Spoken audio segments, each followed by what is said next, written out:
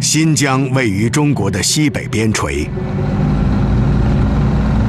我们所在的区域是整个丝绸之路上最为重要的关口之一。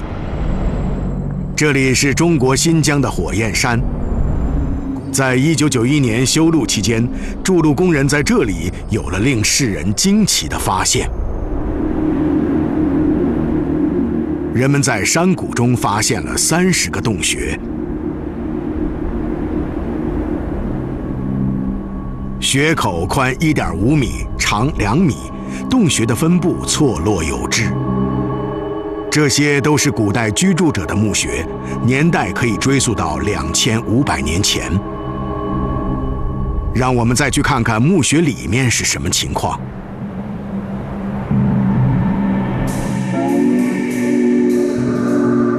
这是一具男性干尸，死亡年龄在40岁左右。由于当地的气候极为干燥，这具干尸得以在地下保存了2500年。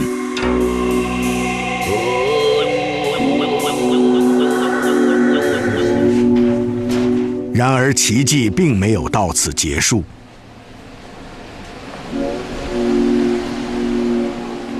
在从墓穴出土的器物当中，考古学家们发现了一件令人惊讶的东西。那是早在2500年前就已经出锅的一碗食物。这些熟米保存得非常好，仿佛现在播种还能发芽。这里甚至还有馒头，这在当时的考古发掘中可是难得一见。然而，最令人惊讶的发现在最后一只碗里。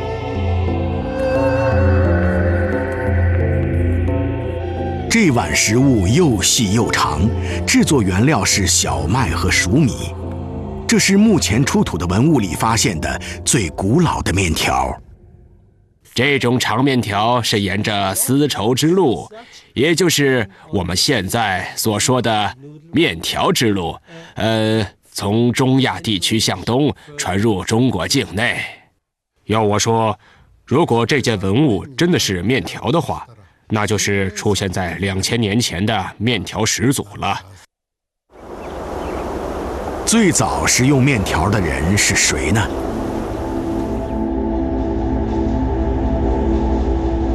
在出土古代面条的干尸墓穴群中，专家还发掘出这样一个面具。这个面具的主人到底是谁呢？他的族人去了哪里？为何只留下墓穴呢？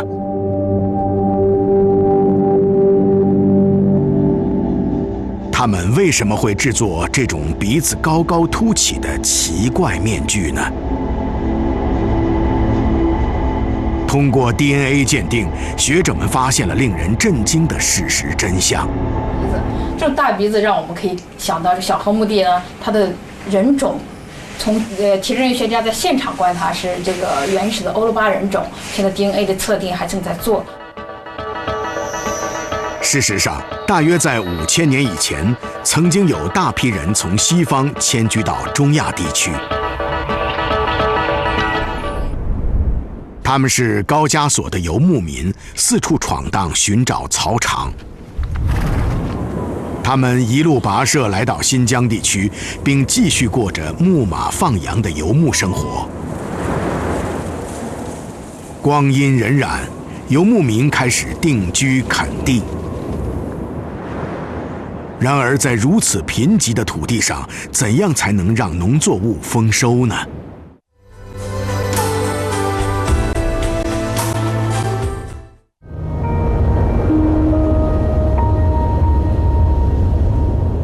这片胡杨林就位于中国新疆，在这里，白天的气温可高达50摄氏度。然而，根据历史记载，在19世纪以前，曾有一条河流流经这里。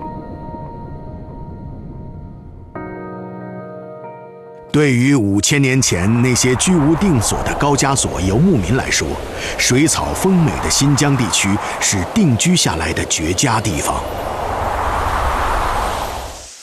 他们种植的农作物不是别的，正是小麦。他们所带的麦种来源于美索不达米亚地区，也就是今天的伊朗和伊拉克。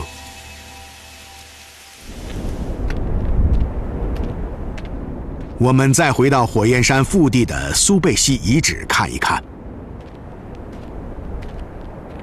这个是1992年我们和那墓地一起发掘的时候，挖完那个墓地，然后挖的这个遗址，挖出来一个房子，它有那个2间半房子，实际上。据推断，小麦是当时当地居民种植的主要农作物之一。他们还用面粉制作一种又细又长、像面条的食物。他们又是如何制作面条的呢？最初的面条看起来很粗，表面粗糙，长度也短。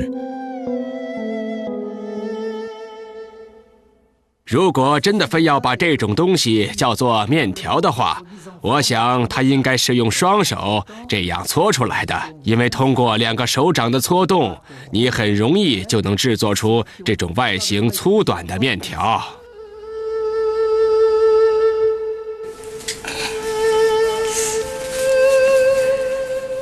这种食物独树一帜。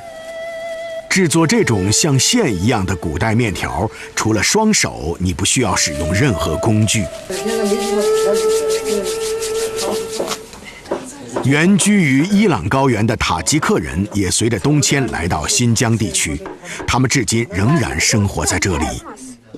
他们所吃的面条有个特别的名字——拉条子。水开之后，把面条投入锅中，再用羊肉、西红柿、洋葱和甜椒下锅一起翻炒，制成卤，浇在拉条子上。一盘款待贵宾的美食就做好了。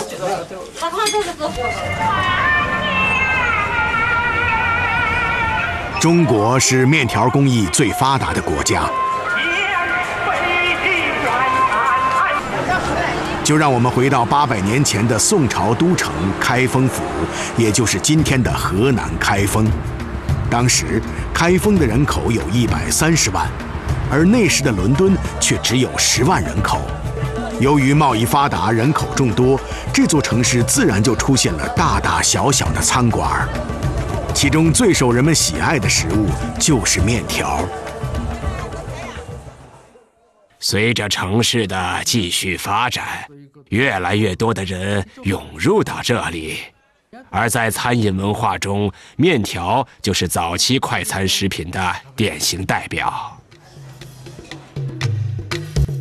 这种羊肉汤面添加了羊肉和羊肉汤，这种面叫掐疙瘩，看起来很像意大利面，但酱汁是蒜蓉和陈皮制成的。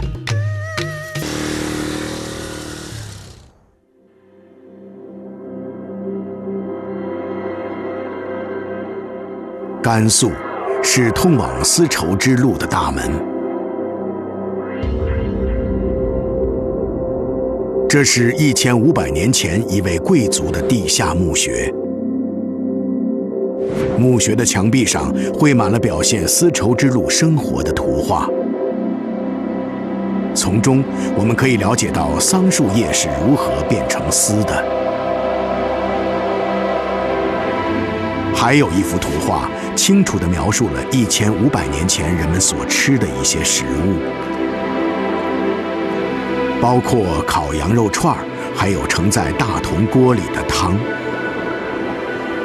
这些食物显示了西方与中国的文化之间的交流往来。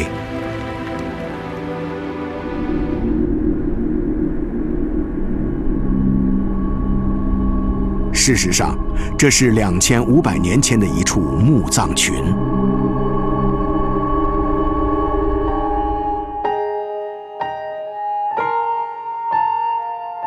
因为新疆地区气候干燥，它们的形态得以保存下来，这可能是已知最早的面条状遗留物。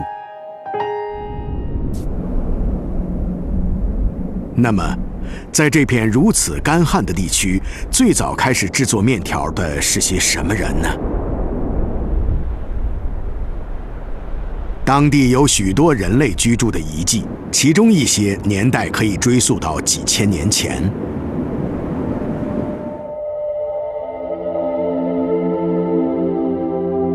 在该地区已经发掘出了400多具古代干尸，他们都是什么人呢？在这些古代干尸的腹部，考古人员发现了奇怪的皮质面具。在这些鼻峰高耸的面具旁边，考古人员还发现了其他物品，其中有小麦粒以及用面粉制成的食物。这些东西在当时的中国是非常罕见的。我们不禁要问，是什么人把麦种带到这里来的？他们又是怎么开始用小麦制作食物的？也许答案就隐藏在这些干尸长眠的墓穴里。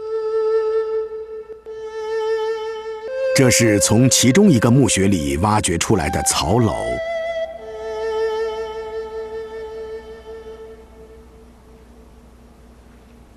在曹篓里面，我们可以找到透露这些干尸身份的关键线索。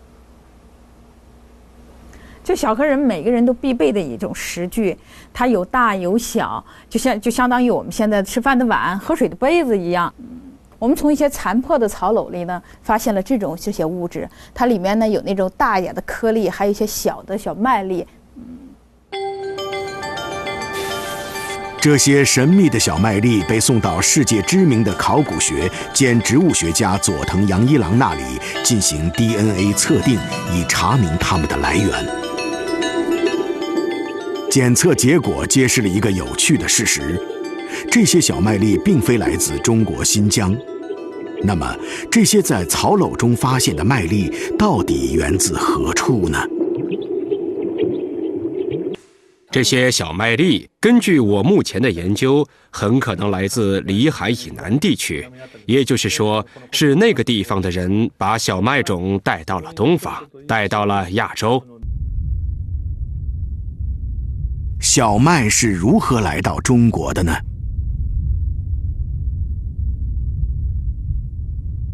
我们可以在丝绸之路上的敦煌莫高窟找到线索。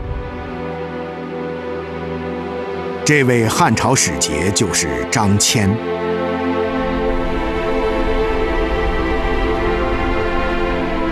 公元前139年，张骞在几百名随从人员的护送下，身负神圣的使命，浩浩荡荡启程西去。新疆就是最古老的面条出土的地方。早在汉人到来前，中亚的游牧民族已经在这里生活了。遇到特殊场合，哈萨克人还会准备一道特殊的面食。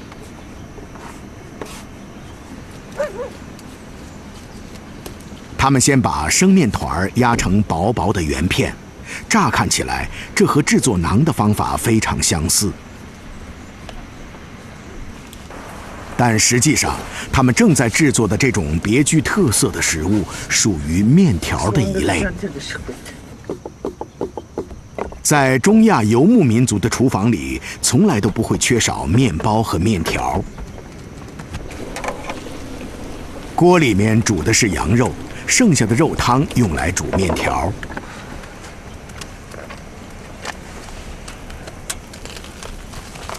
这种面食名叫纳人，意思是羊肉配面条。纳人是哈萨克人的一种传统食物。当面条和羊肉煮熟上桌以后，他们就直接用手抓着吃。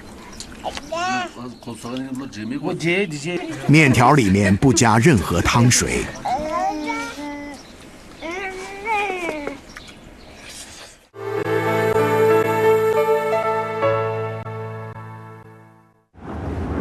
当面包在西方出现的时候，地球另一端的人们却发展出了一种完全不同的饮食文化。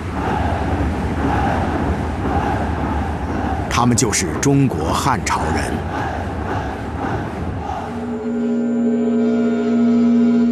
公元前200年，汉朝。此时，中国的农业生产力大幅提高，进而带动了饮食文化的繁荣兴盛。对羹汤和蒸煮食品情有独钟的中国人，决定把生面煮熟了吃，而不是烤熟了吃。在一位日本专家的帮助下，我们还原了这种制作方法。首先用肉汤把面粉和成面团，然后将面团搓成长长的一根，就像新疆的拉条子一样。然后用手拉拽，直到把面条拽成普通筷子粗细。当时的人们没有任何制作面条的辅助工具，完全凭借一双巧手来完成。下一步是把经过浸泡的面条捞出来，置于蒸汽上方，捏成扁条状。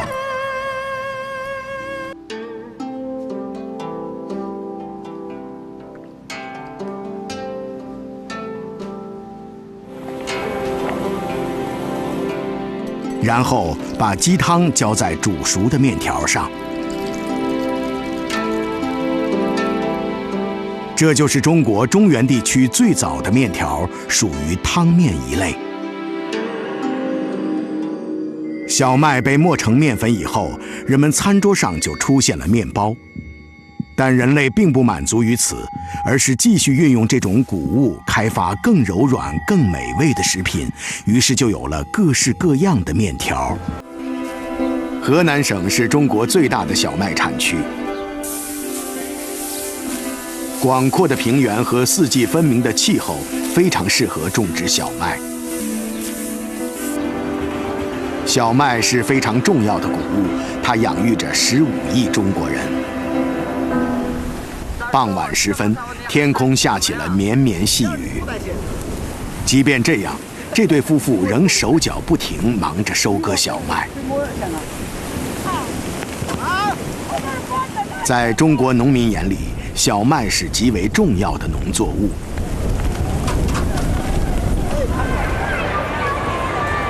面条是面粉制成的代表性中国食物。在热闹非凡的开封夜市里，这种红油面条最受欢迎。这是油锅面吧？这里的牛肉面汤也备受欢迎。这两种小吃的面条都非常独特。它们的独特之处在于口感非常筋道顺滑。一位技艺娴熟的拉面大师能用1公斤面粉拉出200万根面条，这实在是让人叹为观止。我们来到了中国现存最大的石窟——山西云冈石窟。云冈石窟建于公元460年，是北魏佛教盛行期的标志性建筑。这个美丽的地方已经被列入联合国教科文组织世界文化遗产名录。然而，这些石窟仍面临窘境。它们遭受的破坏，自建成那一刻已经开始。严重的风化和侵蚀已经损毁了洞窟里面的石佛。还有别的原因吗？专家指出，在这个地区，地下水有一种特性。为了证实，我们找到附近的一口井。这口井建于150年前，已经废弃了几十年，下降30米才看到水面。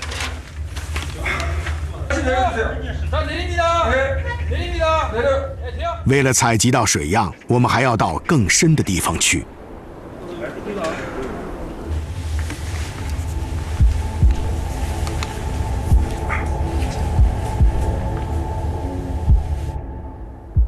我们对井水进行了酸碱度分析，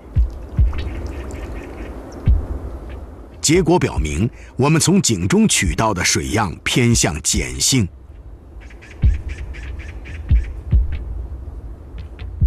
其实，在山西省所属的华北地区，地下水大部分都呈碱性。那么，碱性水遇见面粉会怎么样呢？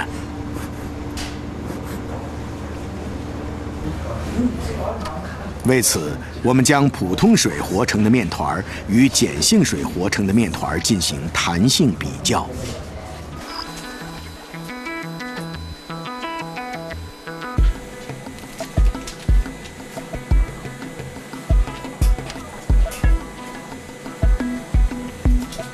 用普通水和的面团很容易拉断，用碱性水和的面团却坚韧无比，能拉至前者的2倍长。这是由面粉的特性决定的。当面粉里的蛋白质遇到水时，就会形成一种叫麸质的网状结构。如果水中有碱存在的话，麸质的强度就会提升，这就是面团能拉得更长的原因。在中国新疆地区，手工拉面则出现得更早。旱季持续超过10天时，地面就开始泛白。这种白色的粉末是苏打，它是一种强碱性物质。在新疆地区，土壤的碱性很强。中国北方地区的自然条件非常独特，这为手工拉面的形成创造了条件。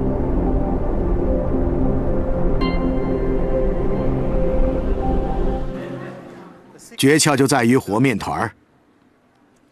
首先用面粉，再加点盐，还有普通的水，再把碱面加进水里，这样水的碱性就变大了，面团也会因此变得很有弹性。如今人们制作手工拉面时会使用一种碱性制剂，这种碱性制剂不仅提高了面的弹性，还能让面的口感更加独特。难以想象，这道山西面食仅用1根面条制作而成。用1公斤的面团能拉出总长500公里的面条。由于其麸质的特性，小麦成了地球上唯一一种能做出手工拉面的谷物。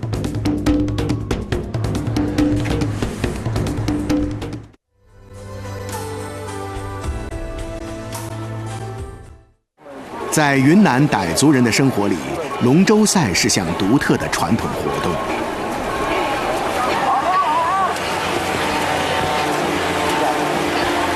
在这个传统的背后，隐藏着一段鲜为人知的辛酸史。700年前，傣族人身临险境，被北方民族沿着湄公河向南方驱赶。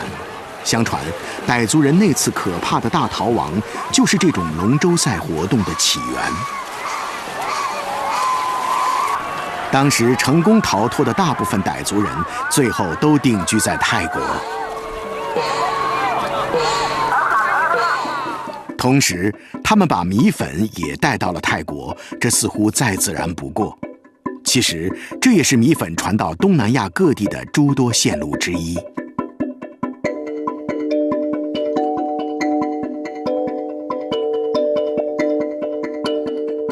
众所周知，在东南亚烹饪中，米粉的做法尤为繁多。